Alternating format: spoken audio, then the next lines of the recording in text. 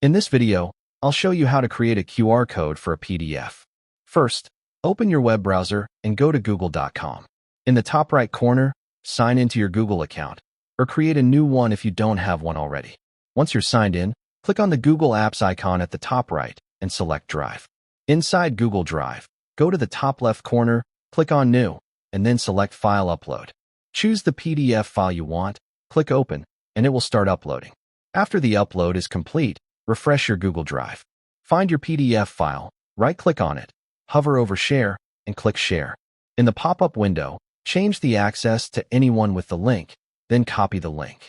Now, open a new tab and search for Generate QR Code.